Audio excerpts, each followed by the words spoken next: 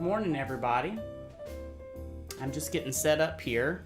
We're trying a new setup this morning, so it's a little more complicated than usual, but good morning, happy Saturday, happy Halloween. Welcome to In Tune. I'm Leon Harrell from OneMinuteMusicLesson.com, and welcome to the show. If it's your first time joining us, say hello in the comments. Let me know where you're located around the world, and let me know what instrument you play if you haven't told me before.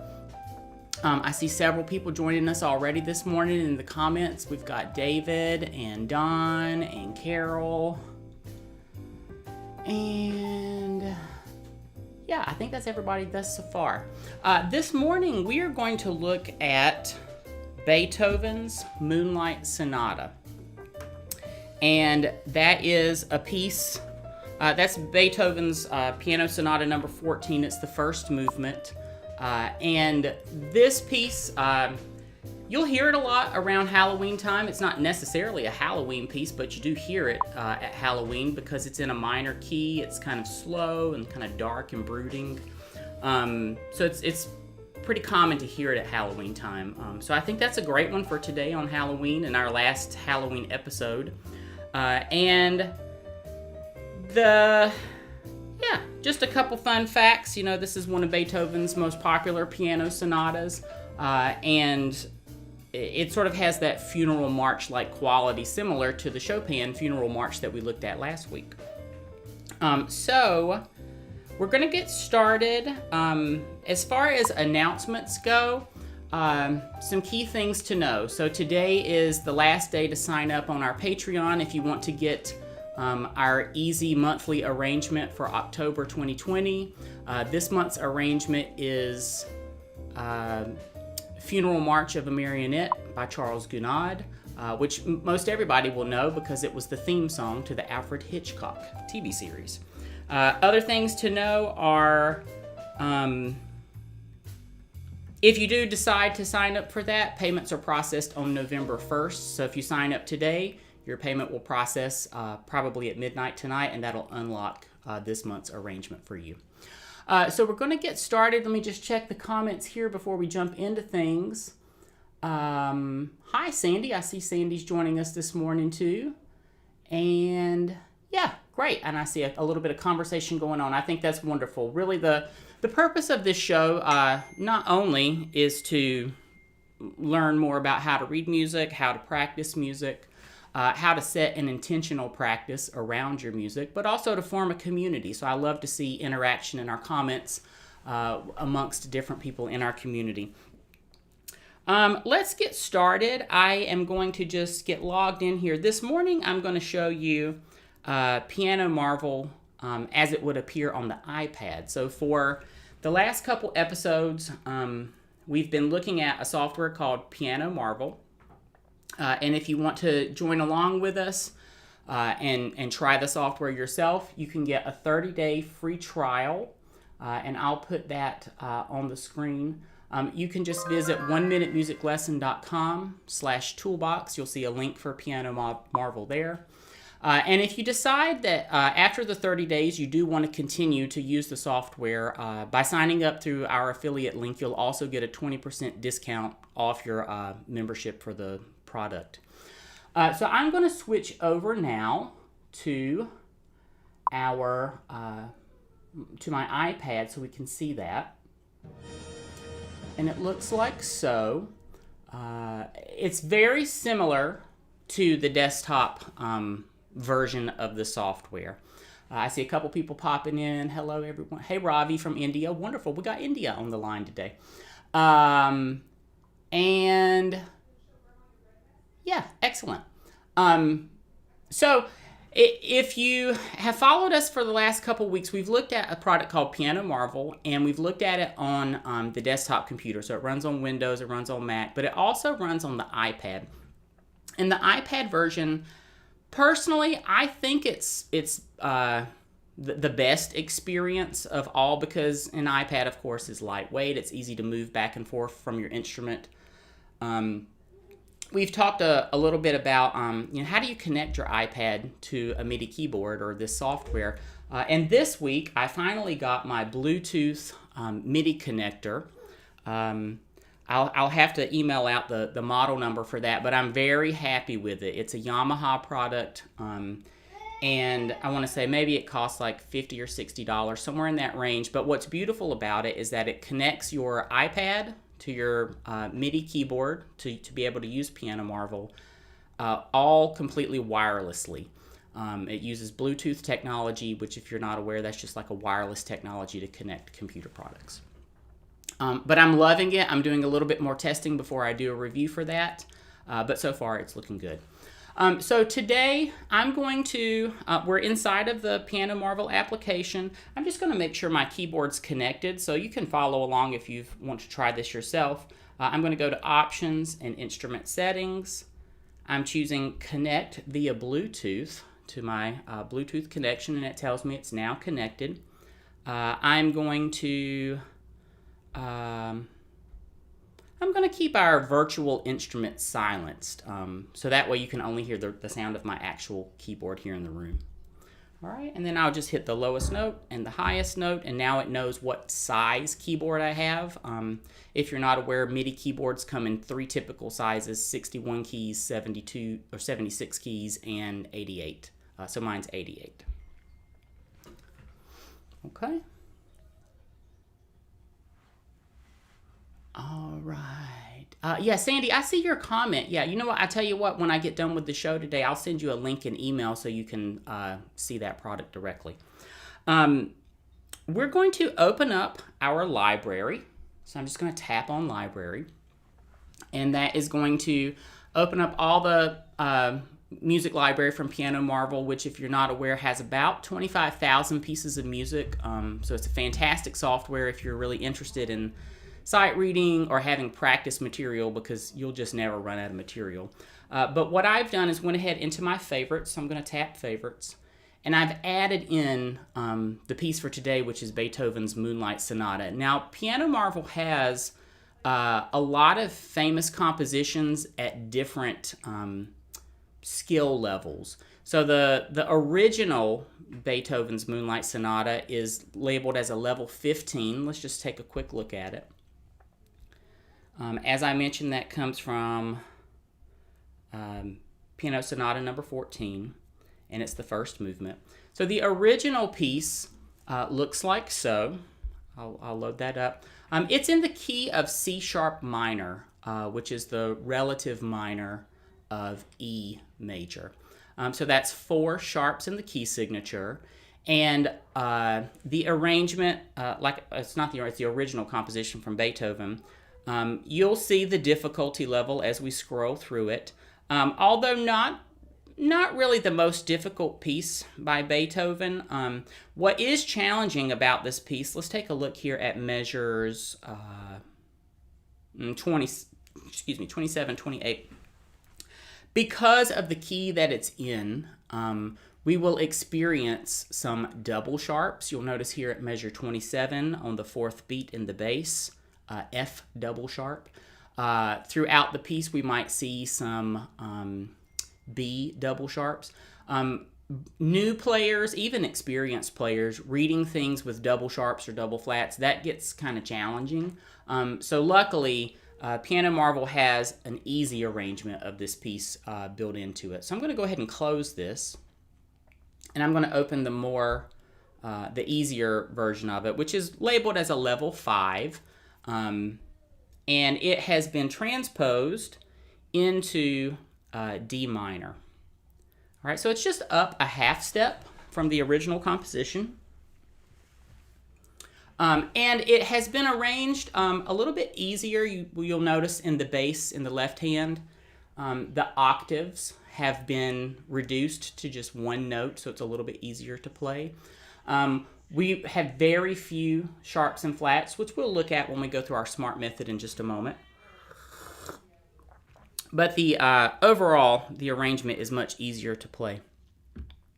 I'm trying a new setup this morning. I got a new keyboard rack. And the critical flaw is that there is nowhere to put my coffee cup. So I have to figure out what to do with that. I might need a shelf for my coffee. But I'm just going to set it here to the side for today. So let's jump into it with our smart method. Um, every time we look at a piece of music, or every time I look at a piece of music, I go through sort of the same preparation exercise, which I just call the SMART method. So I'm going to load that up on the screen. And all this really is an acronym to tell you sort of, let's look at the 5 critical pieces before we start to play. So that is scale, meter, accidentals, the range of the piece itself, the highest and lowest note, and what's the tempo? How do we prepare ourselves to get in the mood for that tempo? We're going to start with scale. So let's switch back to Piano Marvel. Let's look at that and determine it. All right, so we determine our scale based off primarily the key signature. So at the very beginning of the piece, we'll see in the treble clef in the first measure, there's 1 flat in the key signature. So 1 flat is equivalent to F major, or it could be in its relative minor, which is D minor. If we look through this piece, the second thing we'll want to do to determine, well, is it the major or is it the minor? We're going to look for a couple context clues. So really we're trying to determine, in most cases, what is the first chord in the piece of music and what's the last chord. And they're usually the same, and they usually are the same as the key itself. So if we look at this from the bass up to the top note, I'm just going to read that first beat. So the bottom note is D in the bass, and then just above that, if we see, there's an A on 2 ledger lines below the treble clef, a D just after that, and then an F in that first space within the treble clef. So if we were to arrange that as a chord, it would be D, F, and A, or D minor. Let's just take a listen to the sound of that. I'm going to turn my keyboard up just a bit. All right, so this is all 4 of those notes played together. All right, so that first chord is a D minor. And now we'll look at the end of the piece, just to kind of confirm it with a second context clue. And we see the final chord is also D minor. It's the exact same 3 pitches. They're just in different octaves, some of them. So we've got a D in the left hand in the bottom bass note, and F in the tenor voice in the treble clef there, that bottom note of the treble clef, an A in the alto, and a D in the soprano. And when I say, bass, tenor, alto, soprano, and the word voice, whenever we talk about reading music, a lot of times you'll see 2 independent lines or 2 independent melodies within one staff. So those are called voices. So each melody would be its own voice.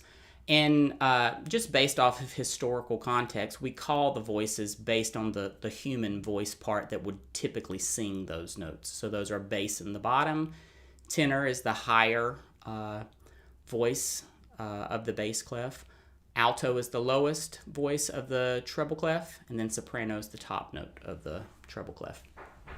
Okay? And so we've looked at the first chord, the last chord, the key signature. A final context clue that's good to look for is a leading tone. So a leading tone is just a pitch that's 1/2 step below the resting tone of the key or the tonic. So in this case, this is D minor, so D is that resting tone or tonic. And we do see the presence of a C sharp in measure, let's see, what is that measure? 45, 46, 40. In measure 47, we do see a C sharp there, so we do see the presence of that leading tone. So let's take a look back at our SMART method here, so we can just sort of conceptualize that more clearly. So we're looking at the scale. We've determined that the scale is a D minor of some type, and minors have different flavors, or there's different versions of the minor scale. Really, there's 3 versions. The natural minor, which is exactly the same pitches as the parallel major. So if in this case, F major would be the key from the 1 flat in the key signature, we would expect to see D, E, F, G, A, B flat, C natural, and D if it was D natural minor. But in this case, this is D harmonic minor because the 7th scale degree is that C sharp. It's been raised by a half step to become the leading tone that leads us back to D. All right, so on the screen here, you'll see those 7 pitches of D harmonic minor, and I'm just going to play through them on the keyboard once or twice to just get my brain and my hands sort of in the mental space of playing in this key.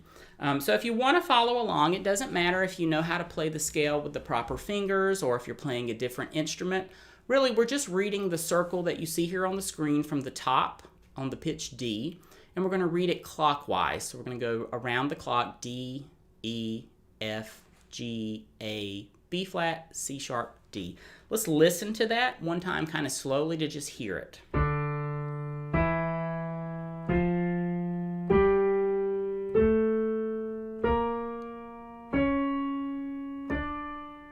right, now I'll play it coming down.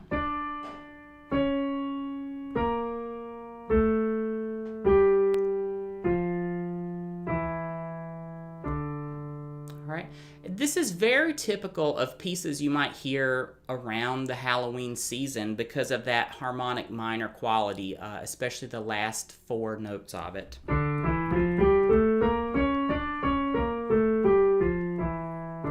right.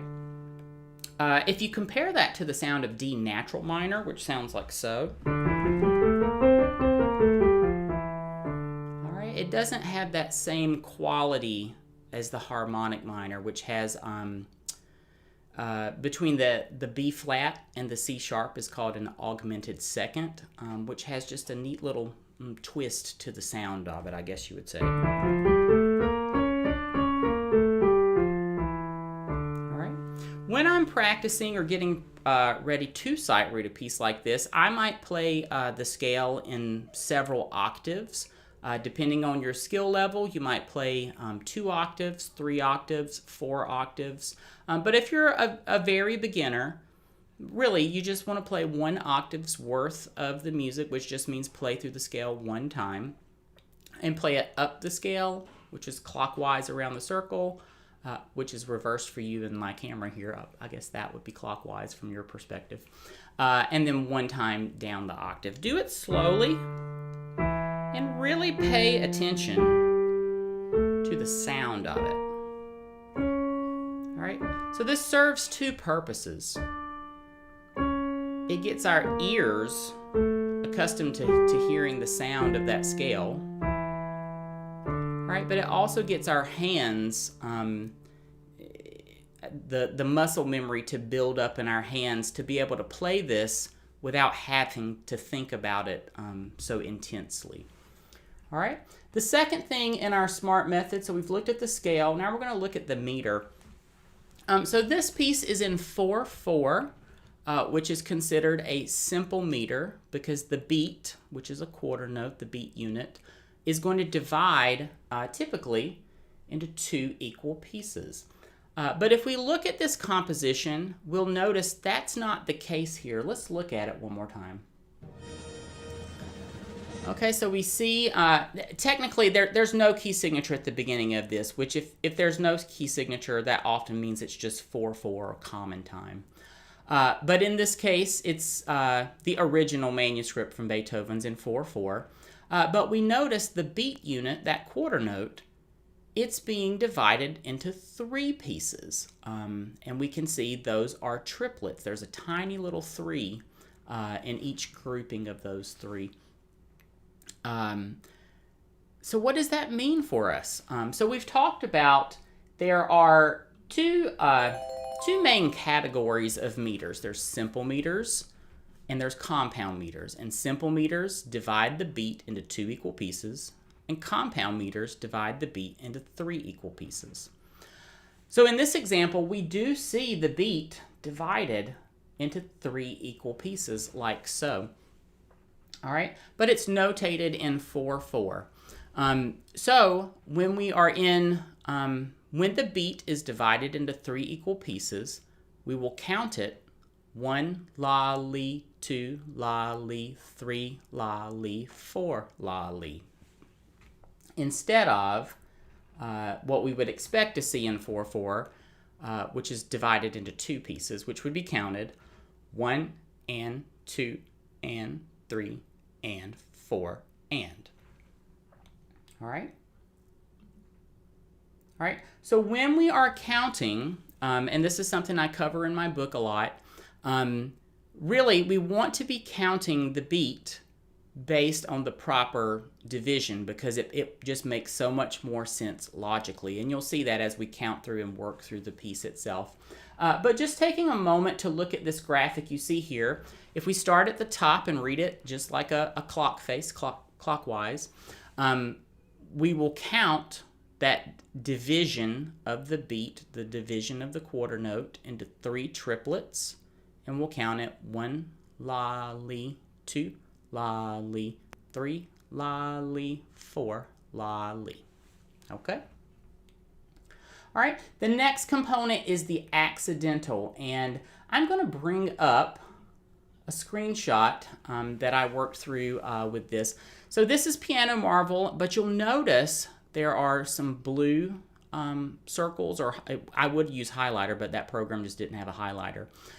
Some red circles and some green circles. So I made a screenshot of this piece of music just to show you, to demonstrate it. You can't highlight the notes this way directly in Piano Marvel. But in my book, How to Read Music Easily in 30 Days, I teach a lot of different techniques of how can you more easily sight read music, or what ways do you mark your music to prevent making mistakes the first time you read it, and to correct mistakes if you keep making the same mistakes as you play through a piece of music. And one of those techniques is a particular way of highlighting your sharps and flats. So I like to highlight my sharps in red because sharps on the keyboard, they sort of lean over to the right. And to me, they have a bit more of like a tension quality to them, so the red color just, to me, that sort of signifies that. That's not scientific. There's no method to that. That's just a preference. The blue, they, on the keyboard pattern itself, they sort of lean over to the left a bit. I mark those in blue. It just has like a cooler quality in my mind. And then green is just neutral or back to the natural position.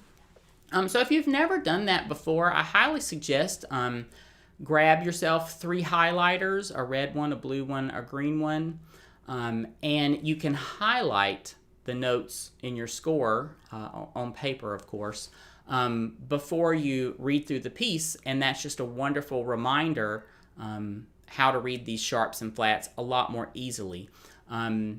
And if you haven't seen that before or you're not aware, I have a book called How to Read Music Easily in 30 Days. I'll throw a link up here on the screen if you're interested in that. And that's just one of the many techniques I cover in the book. All right, so wrapping up our SMART acronym, the last 2 are range and and tempo. So I'll just throw that back on the screen one more time so you can see that.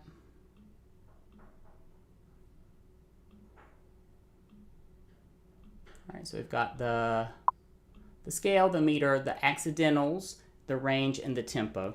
So we're going to look at the range of the piece next. So let's look at Piano Marvel.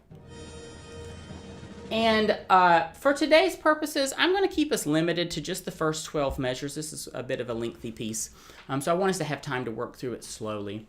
What we're looking for is what's the lowest note, what's the highest note.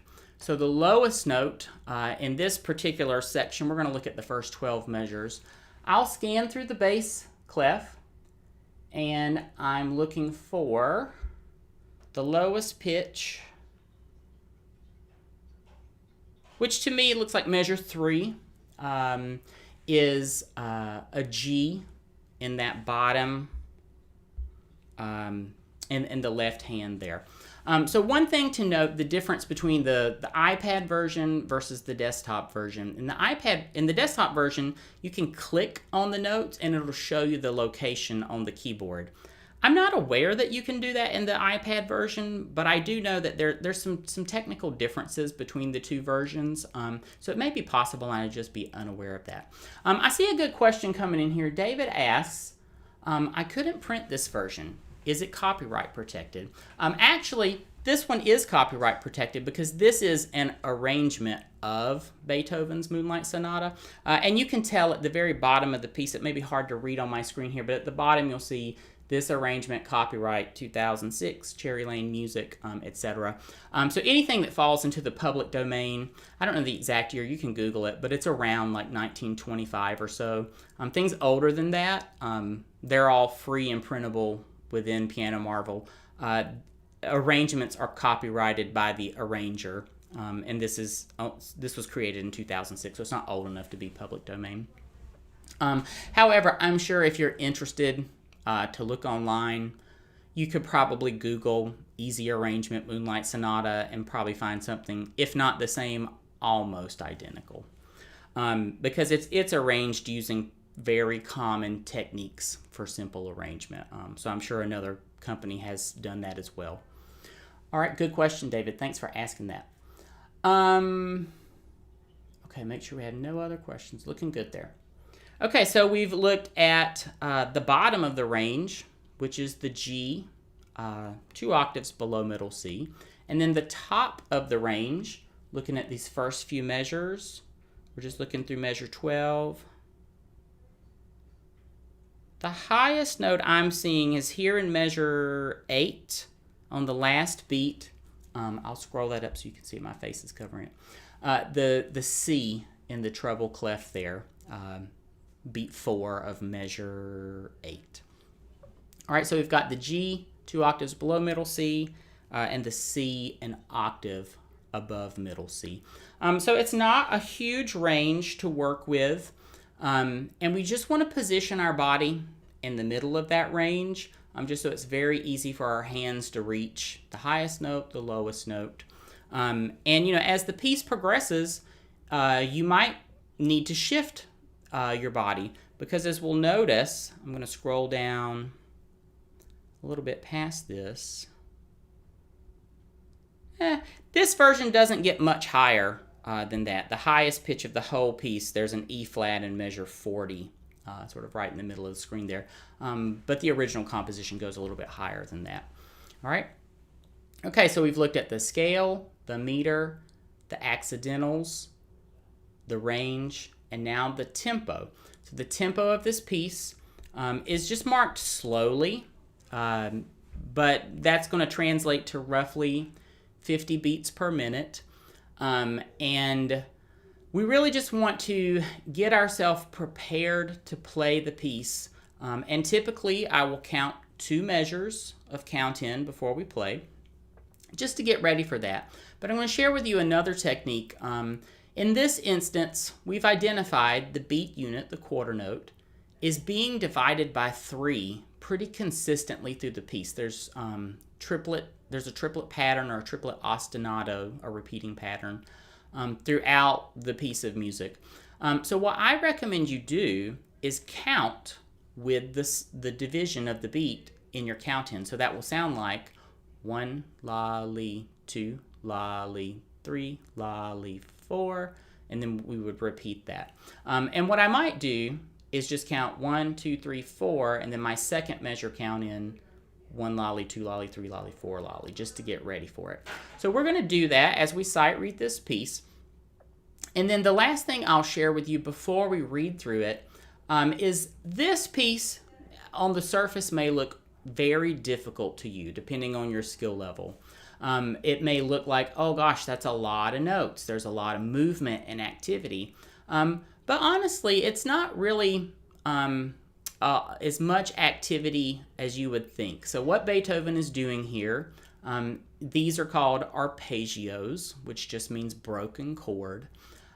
So really, he's just repeating a D minor chord for the first 2 measures, but he's just breaking apart all 3 notes of the chord and repeating that. So it'll sound like this. All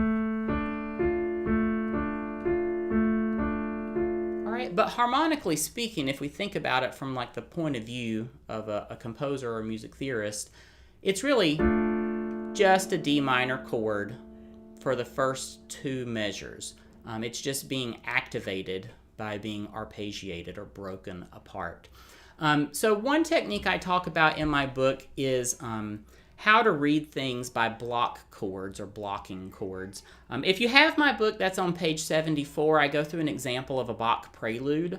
But what I'm getting at here is that you want to look at this more holistically. We don't want to look at it like note by note by note by note, which is fine. When you're a total beginner, that's kind of what you do. But as you learn a little bit more about music theory and how to identify a chord, really, I'm looking at all 24 notes of those first two measures, and conceptually I'm just thinking, oh, it's a D minor chord. It's just one chord. So what I'm able to do is chunk or mentally reduce that down from 24 pieces of information to just one piece of information. So again, there's a chapter on chunking in my book as well to explain that. But what I'm doing here is just thinking, okay, that's a D minor chord, and I'm noticing that it's a repeating pattern all the way through. So I don't actually have to read every single note.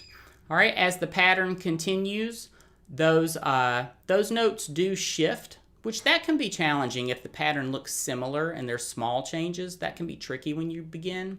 But the movements are very small. As we'll hear when we listen to this, really he's just shifting by one note in each voice. So for example, that A in what would be the tenor voice in measure 3 is going to shift to B flat, which is only a half step away. It's a very small movement. Okay? All right, so just things to be aware of. And again, if you're new to reading music or you consider yourself a real beginner, you know, this is getting into some more advanced territory, but you know, it's good to know what is the musician thinking about when they're reading this type of stuff. Okay, let's read through though the first bit here. I'm going to go in Piano Marvel to the practice mode. I'm going to tap practice at the bottom left, or sorry, bottom right. I'm going to do this in the chopped mode, which will take our piece and sort of break it down into smaller pieces. And these sections of music, these have been pre-marked by a piano teacher or music teacher at the Piano Marvel company. So you know that someone's already thought through the different sections here. We're going to take a look at measures 1 through 4, so exercise number 1. We're going to do it at 40 beats a minute. Just take it a hair bit slower. Okay? And we're going to do this in prepare mode. So there's two modes. Prepare mode lets me be the driver of the forward motion of music, so it gives me plenty of time to find the note on the keyboard or get my hand in position or think through what note is that, versus the assessment mode where the software is in control of the forward motion. So in assessment mode, the music will play and move forward with a little cursor by itself, and you have to keep up with it. We'll save that for the end. So we're going to do this in prepare mode. I'm going to tap prepare. All right, and now it's listening and waiting for me. So I'm going to do my count off of 2 measures. 1, 2, 3, 4. 1 lolly, 2 lolly, 3 lolly, 4 lolly. 1 lolly, 2 lolly, 3 lolly, 4. 1 lolly, 2 lolly, 3 lolly, 4. 1, 2, 3, 4. 1, 2, 3, 4, 1. And then we'll stop right there at measure 4. So of course the software will just evaluate how we did. It will track our practice. I love that about this software, not only as a teacher, but even for my own practice. It just helps me log, you know, what have I worked on? What did I do last time? It remembers all that in the software, so I don't have to keep a notebook or anything like that. But let's look at it a second time. All right, and this time I'm going to just do this without the prepare or assess mode. I'm just going to play it in block chords so you can sort of envision what might that be like when you're at that level of playing. So the first measure is just all D minor. Then we just have a movement of the bass note in the second measure. And then we have 4 D minor chords. Now we're moving into 2 beats of B flat major, 2 beats of E flat major, a beat of A dominant chord, D minor, A suspension chord, A dominant chord, D minor. So really what I'm doing as I'm reading this, I'm able to look at and see the sort of hidden structure or the patterns in the music. And in my mind, I'm able to reduce that down to a very small amount of information. I'm not literally thinking every single note, every single movement necessarily as I'm reading it. All right, but I'm going to do this one more time so you have a chance to follow along. All right, I'm going to do it a little bit slower. All right, some key things I'll tell you about as you sight read or as you practice your instrument, whether that be piano or another instrument. One of the key concepts of sight reading is the conservation of motion. So a lot of times as we sight read, you might get nervous or anxious or have that sort of feeling of like, oh, I don't know what to do.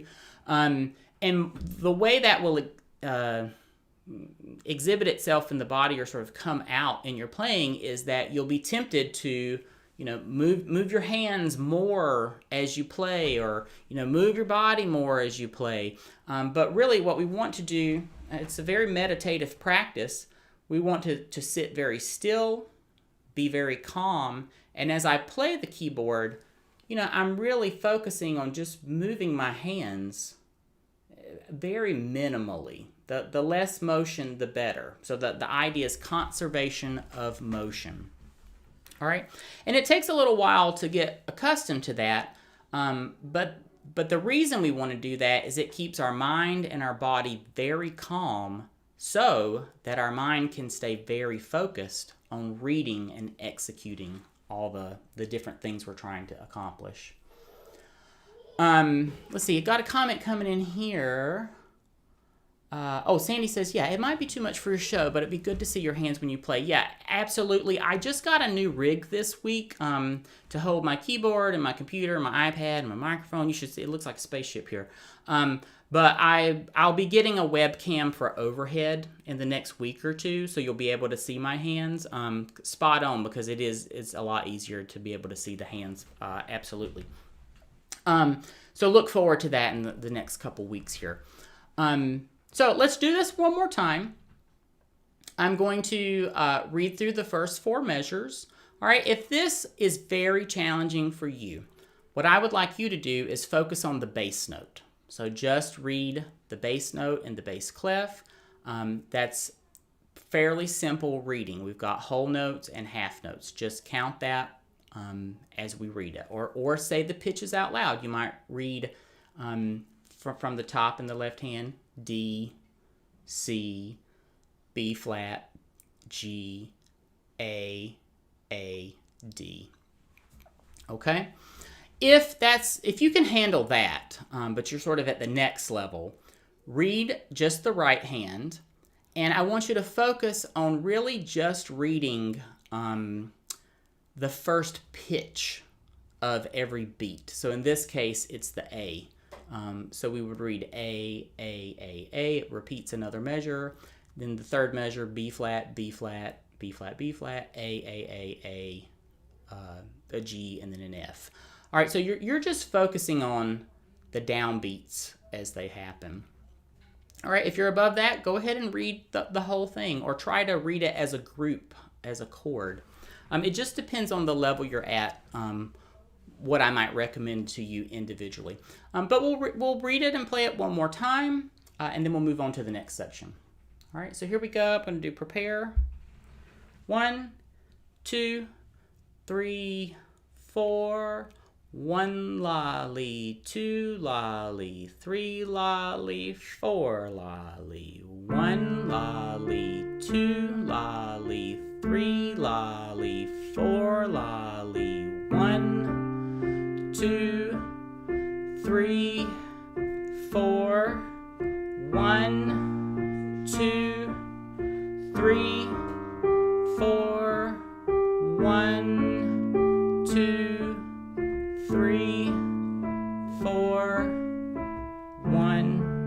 etc.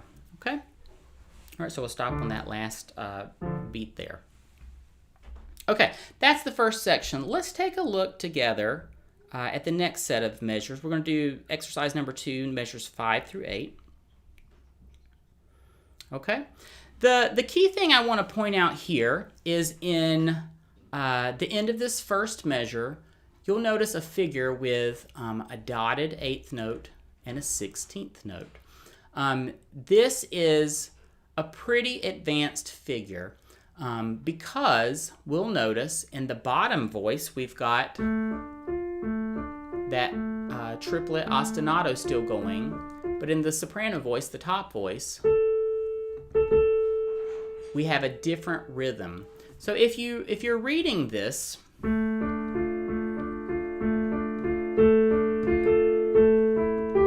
right, what I recommend you do is continue to count 1 lolly, 2 lolly, 3 lolly, but we just want to add in the 16th note at the end. So I would use the syllable ah.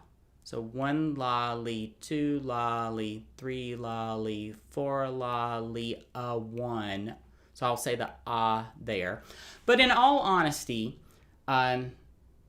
just thinking of the aural perception of playing that last 16th note correctly, it really just needs to be between the last note of the ostinato figure, the F in that bottom voice, and then the first note of the next measure. So really, we're just squeezing it between the last 1 lolly, the li, and the next beat.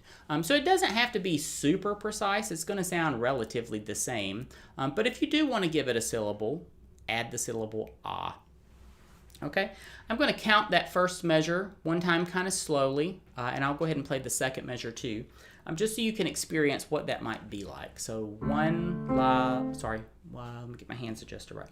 1 lolly, 2 lolly, 3 lolly, 4 lolly, 1 lolly, 2 lolly, 3 lolly, 4 lolly, 1, like so. Okay? Okay, I'm going to count it again. We'll do it in prepare mode. All right, and I'll just count 1, 2, 3, 4. I'll leave the divisions out for now. But again, pick your skill level. If you're a total beginner, just read the bass clef for today. If you're a little above that, read the first note of every beat in the right hand. If you're a level above that, you could go ahead and read the whole thing. Or alternatively, you might just try reading the soprano voice. Well, how can you tell? What's the difference between the soprano and the alto? Well, the clue here is the direction of the stems. So for the alto voice, all those stems point down. For the soprano voice, all those stems point up. So the soprano voice is the ba, ba, ba, ba, ba, ba. All right, so it's a very simple melody. It's just 2 keys on the keyboard. Okay, so pick your skill level, and let's read that together. So we'll do prepare, and 1, 2, 3, 4 lolly, 1 lolly, 2 lolly, 3 lolly, 4. 1 lolly, 2 lolly, 3 lolly, 4 lolly, 1 lolly, 2 lolly, 3 lolly, 4 lolly, 1 lolly, 2 lolly, 3 lolly, 4 lolly, 1 lolly, 2 lolly, 3 lolly, 4 lolly, 1 lolly, etc. Okay, if you're playing along or you're wanting to practice this a little bit later, be aware that in measure 8 on that 4th beat, all right, we have a B flat in the alto and a C in the soprano. That's a pretty large stretch for most people's hands. So you may technically play the B flat note with your left hand, which, we can get into that in a later episode substituting hands and things like that. But just be aware that that's a pretty large stretch for most hands. So you just want to, you may have to break it apart where you play the B flat just a few seconds before the C. Or you may just omit the B flat and only play the C. It just kind of depends on your particular circumstance. Okay, let's look at our third section and then we'll put it all together. So I'm going to practice now measures 9 through 12. Okay. All right, and we have just repetition of the material we've seen so far. So we'll see more of this triplet figure. So we'll count 1 lolly, 2 lolly. And we'll see more of this dotted figure with the 16th note against the triplet. So honestly, once you master the two things we've covered so far, you've got the whole piece pretty much figured out. It's just a matter of practicing it on the instrument. David asked a question here. Let's see. Is that measure C? Are you asking, is that measure 3 or... Let me know if you can clarify that question just a little bit. I'm not sure I'm following exactly what you're asking. But we'll come back to that if you can give me just a little bit more information. We're going to look at this one again. This is practice mode. Maybe you were asking practice mode. This is practice mode number 3. It is that. And it's measures 9 through 12, which I think is what you're asking. Okay? So I'm going to look at this one again. Like I said, it's repetition of the same material, but we will notice there's quite a bit more accidentals going on here. So in measure 6, we're seeing some A flats that repeat. Oh, David asked here, my mistake, the stretch between B flat and C. So the stretch itself is rather large for the hand. I really cannot, I mean, I can reach it, but it takes concerted effort, and I'm really just, my thumb is barely hitting the edge of the B flat key. But what I recommend you do, use your left hand to play the B flat, and use your right hand to play the remaining notes. It will make it tremendously more easy to perform. Okay, so I would break those apart. Okay, so let's finish up our third example. This is measure 9 through 12. We'll read through this together, but let's take a look at measure 12. Notice we've got some more A flats, some D flats added in, some D naturals and B natural. So we're really starting to see a lot more accidental. So what does that mean contextually or musically? Well, what's happening here, we are exploring different chords or tonicizing different key areas. So really, we are we've got a tonicization or a very short modulation to D flat major. And you don't need to understand that or dive too deep into why or what does that mean, but the key takeaway here is Beethoven is exploring different a different key center for just a moment, which is called a tonicization. It's very similar to a modulation. It just means it's really short. Okay, so that's why we see more accidentals. And I think it's so important when you're learning music to understand the why of things, even before you learn the how or how to execute things. So let's read that together. I'm going to tap prepare. And 1, 2, 3 lolly, 4 lolly, 1 lolly, 2 lolly, 3 lolly, 4, 1 lolly, 2. My software sat here too long. Let me refresh that one more time. If it sits too long, it sometimes gets a little bit caught up. So I'm just going to reload that. And that happens when you're chatting the whole time. So here we go. This is practice exercise 3 in prepare mode. 1 lolly, 2. I'm having trouble with the with this for one moment. So I'm just going to do it manually. So 1 lolly, 2 lolly, 3 lolly, 4. 1 lolly, 2 lolly, 3 lolly, 4 lolly, 1 lolly, 2 lolly, 3 lolly, 4 lolly. Oh, 1, 2, 3, 4. Oh, 1, 2, 3, 4, 1. All right, and it'll continue at that point. Okay, so we've looked at this piece today, and this is a fairly complex, and if I was to label it, I would say maybe it's intermediate. A lot of people, this might be a piece you tackle after playing for a year, maybe 2 years. It kind of depends on what teaching method you're learning or what you're doing. But what I recommend to you is don't shy away from looking at pieces that you believe are maybe more difficult than your skill level. And in part, I think it's so important to stay motivated and look at music that you find interesting and exciting to play. But two, and throughout my book I talk about this, you want to learn to deconstruct and count the things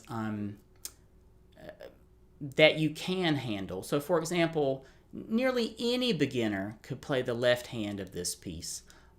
Most beginners will be able to tackle the soprano voice of this piece. So when we're playing this in Piano Marvel, what's wonderful about that in the assessment mode, it'll play the accompaniment along with us. So it's filling in all those notes that you may not be playing for you. So you can still enjoy Beethoven's Moonlight Sonata, even though it may be well above your skill level to perform it by yourself. Let's assess that first 12 measures. I'm going to play the whole thing, and we'll play along with it. So Piano Marvel, of course, is just going to count us off. 1, 2, set, go is how it sounds. 1, 2, set, go.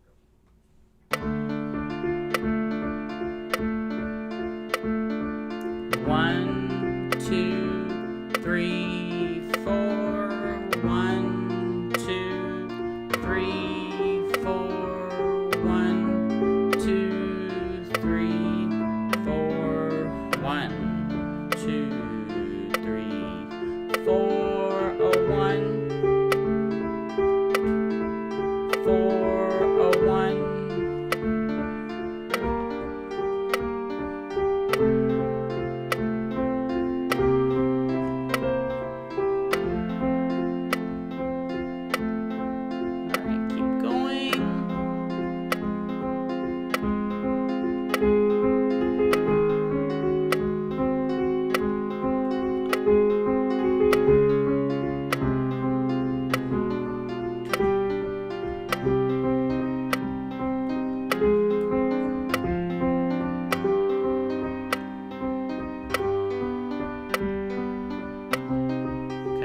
Stop it there for today. All right, so our exploration of Moonlight Sonata, we looked at measures 1 through 12. Again, if you are a beginner or this piece seems really hard for you, don't neglect, there's also the minced mode. So the minced mode will break things down a little bit further. So for example, if we look at mince mode, exercise, the one for the left hand. If we do that, it will focus only on the left hand notes, which might be where you're at currently. And that way you can still get something out of looking at these more advanced pieces. So again, don't shy away from the things that you believe may be more challenging, because the software really does help us break it down into further smaller pieces. Okay, so that's going to be it for today. Last thing real quickly, so in our mailbag, someone asked me this week, I'm about 60 years old and can I learn to play piano? Is that possible for me? I think that's a great question, and it's a question I get all the time. I'm an older learner, and do you think this is possible for me? And I think the answer is always yes, because really, to learn the piano or to learn to read music or any instrument, all you really need is the desire to learn and the instrument itself, and then some method of learning. I recommend Piano Marvel all the time because it has so many things that have been improved from like the traditional piano lesson method of, I'll go see my teacher once a week, I'll practice all week long, and I'll play what I learned for them. What you're getting with Piano Marvel is instantaneous feedback, and that is the part of the learning feedback loop that makes the difference. So when you play a note incorrectly, the software will highlight it in red. It will point out what you did. You could tell it, let me just play 2 measures and measure what I've got going on here. You're getting feedback instantaneously, and that is how you actually learn things. If something's done incorrectly, you're told right away what it is that's incorrect, so you can correct the problem right then. You're not practicing it many times incorrectly and continuing to add in or build neural pathways to play the thing incorrectly. And that's what's challenging about traditional lessons, not only for people in their 60s or 70s. I mean, children, teenagers, adults, everyone's the same when it comes to piano lessons, as far as you're only seeing your teacher once a week. For a whole week, you have no guidance. It's just, what can I remember from the lesson? Can I duplicate what I saw in the lesson? Whereas when you have this computer-assisted technology, the computer is helping you master the skill every single time you do it. On top of that, many pieces in the library, and we haven't even explored the method or technique cabinets yet, which we'll do in some future lessons. Most of these have video lessons with them, so you can see someone demonstrate the software or demonstrate the lesson. They might talk through, how to count an example. So you actually have a teacher built into the product right there every single time you're practicing. So again, to answer that question, can you learn this in your 60s? Absolutely. Because really, if you have the desire to learn, you have the instrument itself, and I just recommend these computer-assisted tools like Piano Marvel, because it's a world of difference compared to traditional music lessons you may have experienced as a child. Or even if you've never had lessons before, this problem of, I only see my teacher once a week, and how can I remember everything we learned in an hour, as I'm doing my busy regular stuff throughout the week. So again, short answer, yes, absolutely. So that's going to wrap us up for today. I do want to say a couple quick things. If you've enjoyed what we've looked at today, do visit our toolbox. This is where I list all the products we talk about. So you can visit us at 1minutemusiclessons/toolbox, and you'll see links to everything we talk about on this show.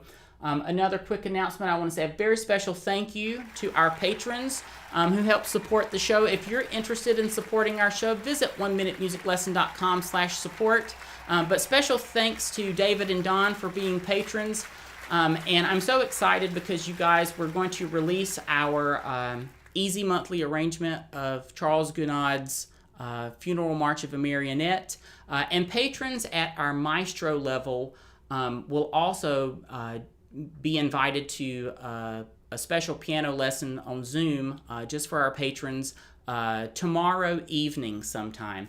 So if you're interested in joining us on Patreon, feel free to check that out. Check that out at 1minutemusiclesson.com/support. You'll see links to that, and it'll explain more detail about that. I see some good questions coming in here. Sandy's asking, are we going to do some Thanksgiving music? Actually, we are going to do some Thanksgiving music. Next month's easy arrangement is going to be the Thanksgiving prayer, Let All Things Now Living, a song of Thanksgiving. You might know that. But we'll also do a couple other songs. And then the key things we're going to look at in November, we're going to explore the method and technique portions of Piano Marvel. I'll show that on the screen real quick so you can see it. So there's like a trophy case sort of system where we go through like the very, very, very beginning materials, which is very appropriate for brand new learners. But we'll also highlight several songs that are Thanksgiving related. A lot of times I like to do a preview of holiday and Christmas music during November because students will need more time to practice them if they want to play them for their family or at holiday gatherings. So we may do a little bit of holiday music throughout the month of November as well, but I haven't really firmed up 100% of the schedule. If there's something you'd like to see, let me know in a comment below the video or here in the chat. We can always work in things that you're interested in seeing as audience members. So thanks, Sandy. That's a great question. All right, so that is going to be it for us today. I think that's all the announcements I have. Thank you guys so much for joining us. It's such a pleasure to see you all live in our chat window. And of course, if you're watching the replay through the week, put your questions and comments on the video below. We'll address those in our next live session, or we'll just shoot you an answer back there, right there in the comment section of YouTube. All right, great. So it's good to see you all. Have a great Saturday. Enjoy your Halloween. Happy Halloween. And let me know any pieces you want to learn or see done on the show. Throw them in the comments. Like, the Piano Marvel library is so huge, nearly anything you want to learn is probably built into the software. All right, so take care, guys. You have a great week. Enjoy your Halloween, and I'll see you next time on In Tune. Take care. Bye-bye.